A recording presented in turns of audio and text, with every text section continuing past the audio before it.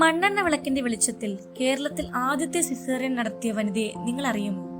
പെണ്ണാണ് എന്ന ഒറ്റ കാരണത്താൽ മഹാരാജാസ് കോളേജിൽ ശാസ്ത്ര വിഷയങ്ങൾക്ക് അഡ്മിഷൻ ലഭിക്കാത്തത് കൊണ്ട് ലണ്ടനിൽ പോയി വൈദ്യശാസ്ത്രം പഠിച്ച് മലയാളി വനിത. 1920 മണ്ണെണ്ണ റാന്തലിന്റെ വെളിച്ചത്തിൽ കേരളത്തിലെ ആദ്യ സിസേറിയൻ പ്രസവത്തിന് ചുക്കാൻ പിടിച്ച വനിതാ ഡോക്ടർ, കേരളത്തിലെ ആദ്യ വനിതാ സർജൻ ജനറൽ, ആദ്യ വനിതാ നിയമസഭാ സാമാജിക, അങ്ങനെ തീർത്താൽ തീരാത്ത വിശേഷണങ്ങളാൽ ശ്രദ്ധ നേടിയ ഒരാൾ. മറക്കാൻ പാടില്ലാത്ത പെണ്ണുങ്ങളിൽ ഞങ്ങൾ അവതരിപ്പിക്കുന്ന 6ാമത്തെ പെണ്ണ് ഡോക്ടർ മേരി പുന്നൻ ലൂക്കോസ്. സ്വദേശം പെണ്ണെന്ന് പറഞ്ഞ അവസരം നിഷേധിച്ചപ്പോൾ ലണ്ടൻ യൂണിവേഴ്സിറ്റിയിൽ പോയി വൈദ്യശാസ്ത്രത്തിൽ ബിരുദം നേടി തിരുവിതാംകൂറിലെ ആദ്യ മെഡിസിൻ ബിരുദാരിയായി മാറിയ വനിത. 1924 സെപ്റ്റംബർ 23 തിരുവിതാംകൂർ നിയമനിർമ്മാണ സഭയിൽ അംഗമായതോടെ രാജ്യത്തെ ഏതെങ്കിലും നിയമനിർമ്മാണ സഭയിൽ അംഗമാകുന്ന ആദ്യ വനിത എന്ന നേട്ടത്തിനും ഉടമയായി മേരി പുന്നൻ ലൂക്കോസ് മാറി.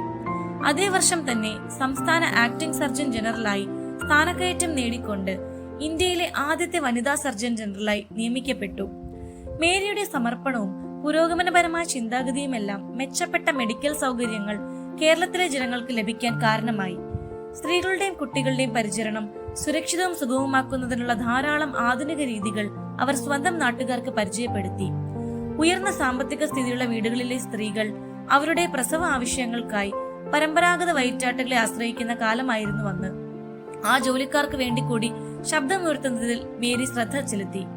ആരോഗ്യരംഗത്ത് കേരളം പിന്തുടരുന്ന രീതികൾ പലതും മേരി പുന്നൻ ലൂക്കോസ് എന്ന വനിതയുടെ ദീർഘവീക്ഷണത്തിന്റെയും കാഴ്ചപ്പാടിന്റെയും അടിത്തറയിൽ കെട്ടിപ്പൊക്കിയവയാണ്. മേരി പുന്നൻ ലൂക്കോസ് മറക്കാൻ പാടില്ലാത്ത പെണ്ണുങ്ങളിൽ ഒരാളാണ്. അതെ, മറവിയോട് ഓർമ്മകൾ കൊണ്ട് കലഹിക്കുക തന്നെ വേണം.